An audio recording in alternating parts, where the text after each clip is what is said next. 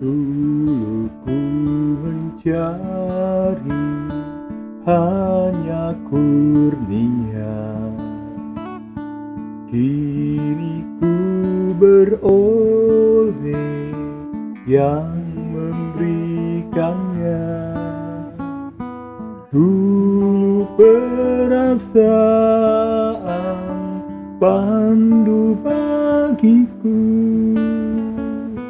kini firman Tuhan yang membimbingku. Aku puji Yesus, tak kenal lelah, karena Dia sungguh Tuhanku adalah.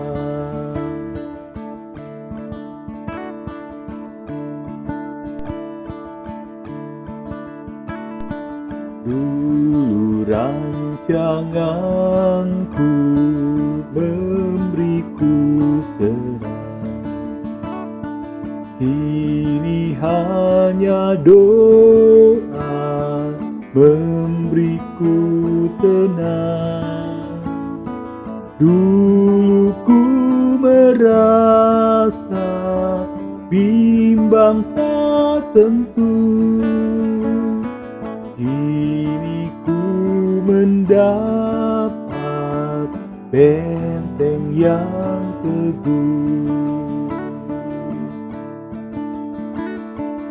Aku puji Yesus, tak kenal lelah, karena Dia sungguh Tuhanku adalah.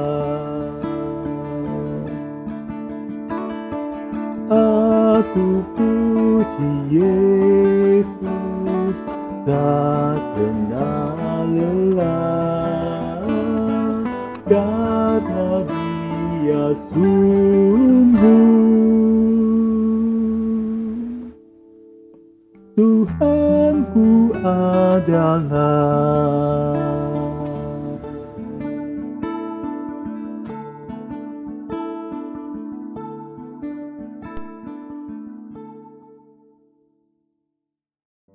Shalom Bapak Ibu Saudara yang dikasihi Tuhan, kita jumpa lagi dalam Sapaan Damai Sejahtera Sabtu 22 Juli 2023. Mari kita kembali memohon bimbingan Roh Kudus untuk merenungkan firman Tuhan.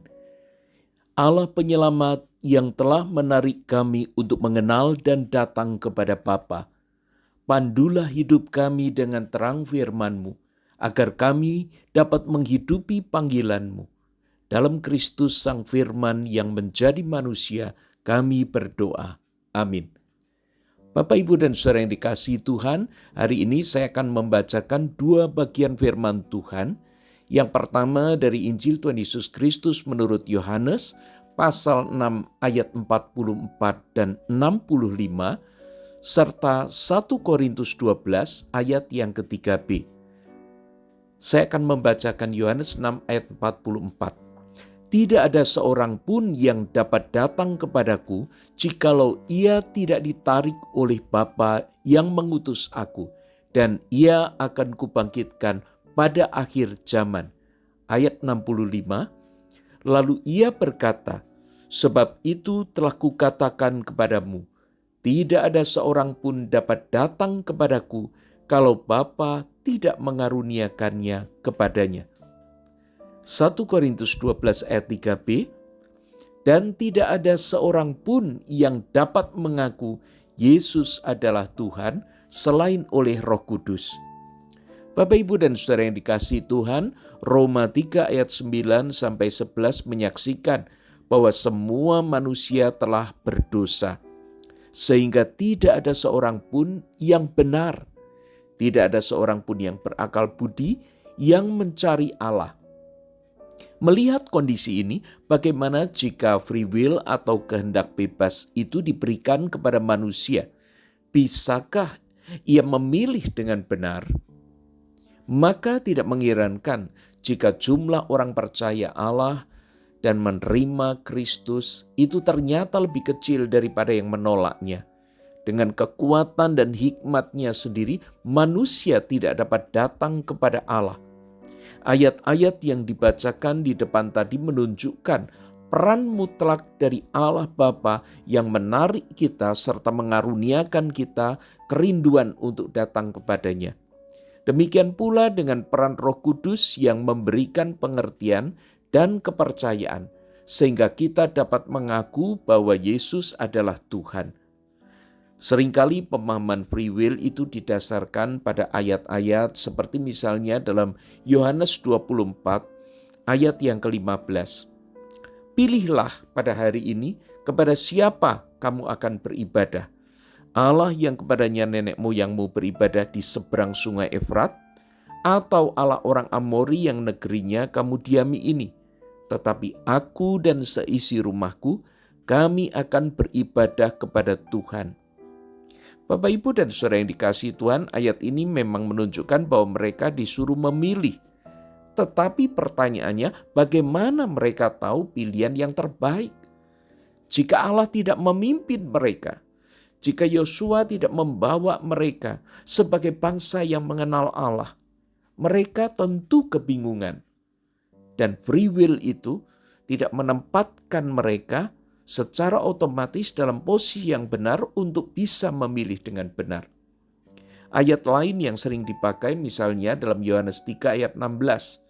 Karena begitu besar kasih Allah akan dunia ini sehingga ia telah mengaruniakan anaknya yang tunggal supaya setiap orang yang percaya kepadanya tidak binasa melainkan beroleh hidup yang kekal.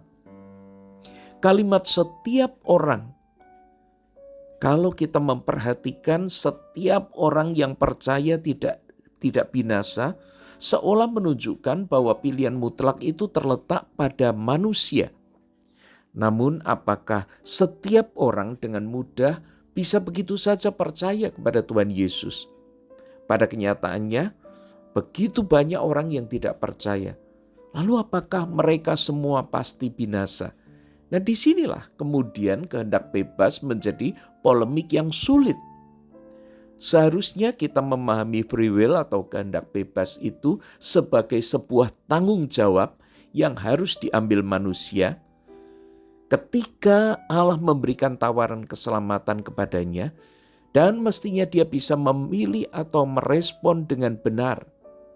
Sehingga ketika kita memahami bahwa Allah tidak sedang memaksa manusia untuk mengikuti kehendaknya, manusia itu diletakkan bukan dalam posisi sebagai robot yang harus tunduk dan sama sekali tidak punya pilihan untuk menolak.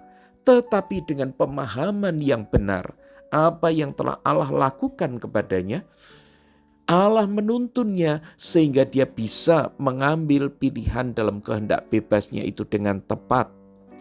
Dengan demikian, free will bukan berarti manusia dengan sendirinya bisa memilih Allah. Dan jika ia sudah memilih, maka ia pasti selamat. Karena Allah tidak berkuasa untuk menolak manusia. Pandangan ini tentu saja tidak benar. Satu-satunya pribadi yang memiliki kebebasan mutlak hanyalah Allah. Allah menciptakan segala sesuatu dan segala sesuatu bergantung kepada dirinya. Dalam Kisah Para Rasul 17 ayat 28 disaksikan, sebab di dalam Dia kita hidup, kita bergerak, kita ada. Bapak, Ibu, dan saudara yang dikasihi Tuhan, dalam sistematik teologi, Charles Hodge memberikan sebuah pendapat. Allah bisa mengontrol tindakan-tindakan bebas dari makhluk-makhluk ciptaannya yang rasional itu tanpa menghancurkan kebebasan atau tanggung jawab mereka. Pandangan ini tentu saja menolong kita untuk bisa memahami Allah bukan meletakkan manusia sebagai robot, tetapi Allah membawa manusia untuk memahami apa yang menjadi kehendak dan tuntunannya. maka kehendak bebas manusia kemudian diisi dengan kebenaran-kebenaran Allah. Bapak, Ibu, dan Saudara yang dikasihi Tuhan, menyambung dari Samas yang kemarin tentang kejatuhan manusia. Maka sejak manusia itu jatuh dalam dosa, dia tidak lagi mampu untuk memilih dengan benar. Bahkan ketika ia memiliki keinginan untuk berdamai dengan Allah, ia tidak mampu untuk melakukannya sendiri. Karena posisi berdosanya membawa dia kepada penghukuman dan kematian kekal. Manusia tidak dalam posisi tawar untuk memperjuangkan keselamatannya sendiri. Disinilah mutlak diperlukan peran Allah yang mau berdamai dengan manusia. Untuk itu dia harus merelakan anaknya menjadi korban sempurna melalui kematian di kayu salib. Kematian Kristus di kayu salib menjadi sebuah upaya Allah untuk menarik manusia kembali datang kepadanya.